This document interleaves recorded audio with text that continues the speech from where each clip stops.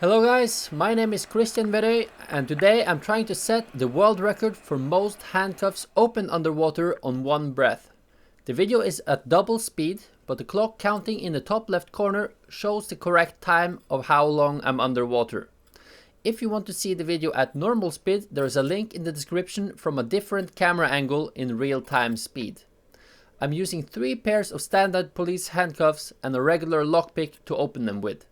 The video was filmed in Pirbadet in Trondheim, Norway, the 12th of March 2020.